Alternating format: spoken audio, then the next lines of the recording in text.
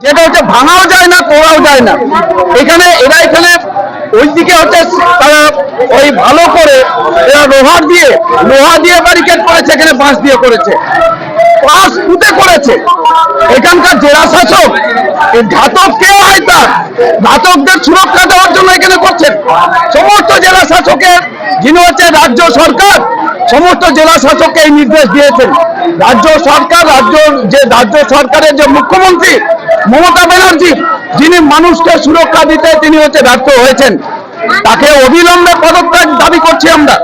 সমস্ত মানুষ পদত্যাগ দাবি করছে। রাজ্য জুড়ে, দেশ জুড়ে, বিশ্ব জুড়ে আজকে মানুষ রাস্তায় নেমে মুখ্যমন্ত্রীর প্রতিবাদ জানাচ্ছে। তার এই অসুরক্ষার জন্য, মানুষকে অসুরক্ষিত রাখার জন্য মুখ্যমন্ত্রীর পদত্যাগ দাবি করছে। আর মুখ্যমন্ত্রী 14 তলায় বসে ওখানে তিনি ঘুমাচ্ছেন, উনি ওখানে আরাম করছেন। আর মানুষ আজকে, সারা রাজ্যের মানুষ আমরা এখানে দেখছি, যতই দিন যাচ্ছে প্রতিদিন ধর্ষিত হচ্ছেন মায়েরা, প্রতিদিন ধর্ষিত হচ্ছেন আমাদের এখানকার সমস্ত নাবালিকারা। হবিবপুরে গত কয়েকদিন আগে হবিবপুরের 9ম শ্রেণীর আদিবাসী ছাত্রী ধর্ষিত হয়েছেন।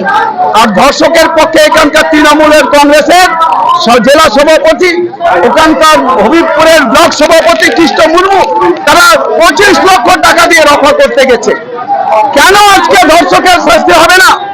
এরা রফা করে, যেমন মুখ্যমন্ত্রী আরজি করের ঘটনায়, আরজি করের যিনি আজকে ধর্ষিত হয়েছেন তার পরিবারকে 10 লক্ষ টাকা দিয়ে রফা করতে চেয়েছিলেন। আমরা ভেতরে ঢুকবো কি করে? এটা বন্ধ করে রেখেছে, এরা যেতে দিবে না, কোনো আলোচনা ওরা শুনতে চায় না। এরা ধর্ষককে ওরা সাপোর্ট করে, ধর্ষককে সুরক্ষা দেয়, আর দোষীদের তারা অসুরক্ষিত রাখে। আমরা ধিক্কার জানাচ্ছি প্রশাসনকে, আমরা ধিক্কার জানাচ্ছি মুখ্যমন্ত্রী মমতা ব্যানার্জিকে। অবিলম্বে পদত্যাগ করার দাবি আমরা রাখছি। আমাদের অবস্থান চলবে। আমাদের যে সময়টা পর্যন্ত আমাদের এই বিক্ষোভ জানাবার কথা ছিল, আমরা ততক্ষণ পর্যন্ত আমাদের অবস্থান চলবে।